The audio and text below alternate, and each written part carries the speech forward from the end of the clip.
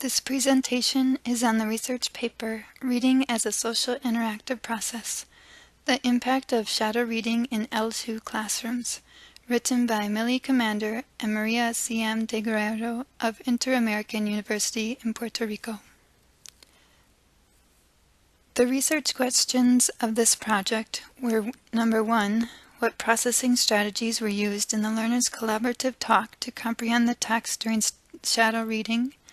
And number 2, did shadow reading contribute to comprehension and retention as evidenced in the recalls of students who did shadow reading when compared to those who did not? The purpose of the study, as stated by Commander and Guerrero, was to describe the co-constructive nature of reading processes when carried out by low-proficient readers in a peer-mediated activity, such as shadow reading. The researchers wanted to investigate interactional collaborative activities in their relation to constructing meaning between readers, as data about reading in the L2 setting has been traditionally collected only from the study of individuals. Shadow reading was chosen as the study method, as conventional shadowing that has been traditionally used in L2 environments does not use the repetition and summarizing tasks described in this study. Vygotsky's social-cultural theory of development and zone of proximal development gave foundation to the research of having students work in pairs to construct meaning from the reading. 2 groups of participants were selected from 2 sections of a basic English as a second language course at a private university in Puerto Rico. All students were Spanish speakers, taking their first ESL class, and all received low scores on the English as a second language achievement test during the admission process. Both sections of the English course received shadow reading intervention for 7 consecutive days, which included practicing chunking, breaking sentences into shorter units, watched Murphy's 2000 shadowing and summarizing video, and practiced shadowing activities using short sentences and short stories. 2 groups were selected from the 2 class sections based on being present for all phases of the data collection. The shadow reading group consisted of 26 participants, 15 males and 11 females. The age mean was 21 and the ESLAT mean was 374. The no shadowing group consisted of 21 participants, 14 males and 7 females. The age mean was 22 and the ESLAT mean was 375. Data collection took place during regular class time. Pairs were formed and a tape recorder was provided for each dyad to record the oral interactions during the shadow reading procedure. Students were told that after they completed the shadow reading, they would be given paper to write down everything they could recall from the story. A slightly adapted version of the story Lost and Found from Hare's 1987 True Stories in the News was used for the study.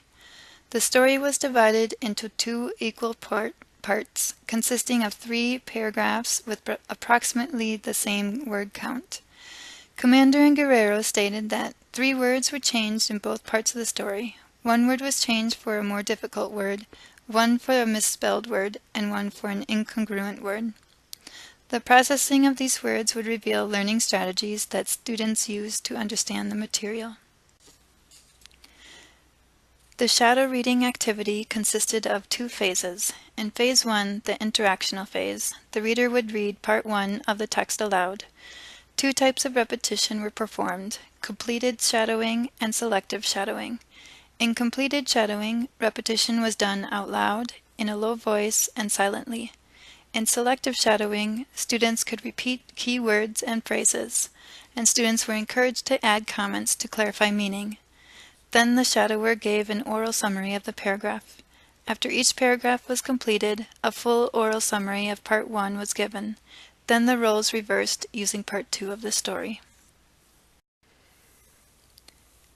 After the shadow reading was completed for Part 1 and Part 2, the students moved on to Phase 2, the non-interactional phase. Students were given paper to retell the complete story in writing. After 5 days, students were told again to write what they could recall about the story in English and then in Spanish. The analysis of the responses told researchers what students remembered in their short-term and long-term memories. Writing in Spanish allowed students to express details that they didn't have the language to express in English. The no-shadow reading group followed traditional teaching in that they were told to read their part of the story silently at their own pace, and were told that after they finished, they would be asked to retell the story in writing. 5 days later, they were asked to retell the story in English and in Spanish. For the interactive phase, the audio recorded transcripts were collected from the 13 dyads. Researchers identified natural collaborative talk from the recordings and then coded the talk for purpose, focus, strategy, and developing process of comprehension. They jointly coded 3 dyads to establish regularity and then coded the rest of the transcripts individually. For the non-interactive phase, 26 written retellings were collected from the shadow reading group and 21 retellings were collected from the no-shadow reading group. A rubric was developed to score the retellings from a score of 0 for no attempt to a score of 4 for excellent. 3 external raters, who were colleagues of the raters, were trained in using the rubric. The Spearman-Rowe correlation test was used to evaluate the accuracy of the raters' scoring. In addition, blind assessments were also submitted where the raters scored papers that were not from the testing groups to ensure accuracy in scoring. The difference in scores of the shadow reading group and the no-shadow reading group was determined by using the Mano-Whitney-U median test. The first research question was, what processing strategies were used in the learner's collaborative talk to comprehend the text during shadow reading? 3 purposes were revealed through the interactional phase. Researchers focused on 2 of these: comprehension-enabling talk and comprehension-building talk. Comprehension-enabling talk targeted problem-solving of lower-level reading skills. Students focused on phonological processing, orthographic processing, word recognition, lexical access, and syntactic processing. Multiple strategies were used in almost every category, as you can see. Comprehension-building processes in collaborative talk targeted meaning construction through higher-level reading skills. Students focused on inferencing, elaboration, and metacognitive awareness. Multiple strategies for each of these categories were discovered as well. The results from the non-interactional phase revealed a significantly higher memory retention in students who were in the shadow reading group compared to the no-shadow reading group. The students who actively collaborated with their partners through repetition, summarizing, and collaborative talk in the shadow reading were able to recall the information better and longer. On the other hand, the students in the no-shadow reading group who could only internalize the information subvocally and use their own previous knowledge for comprehension were not able to retell the story as well. In conclusion, data was collected in oral and written forms to answer the 2 research questions. In regards to question 1, 2 strategies were revealed. One type of strategy used was comprehension enabling, which included phonological, orthographic, word recognition, lexical, and syntactic strategies. Students used skills like word segmentation, spelling, chunking, and translation to help them understand the text. The other type of strategy used was comprehension building, which included inferencing, elaboration, and metacognitive awareness. Most problems were due to difficulty with language, but once the language issues were resolved, the interactions took on a more cognitive function. Thus, the interactions assisted with comprehension. In answer to the research question 2, data showed superior results from the shadowing group. As reported by Commander and Guerrero, the interactive nature of shadow reading promoted supportive assistance and feedback between partners and allowed the students to adjust their respective ZPDs to either resolve language-related problems or clarify comprehension difficulties. Second, the strategies that the students used contributed to deeper processing of language and construction of knowledge in their output. Third, repetition and recasting utterances in shadow reading created opportunities for continued practice with language and ideas. The researchers arrived at two implications from the study.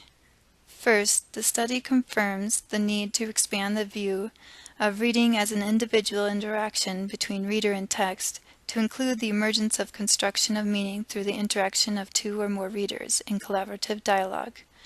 Teachers should move from the traditional methods of silent reading and teacher-led discussions to more cooperative learning strategies, such as the shadow reading.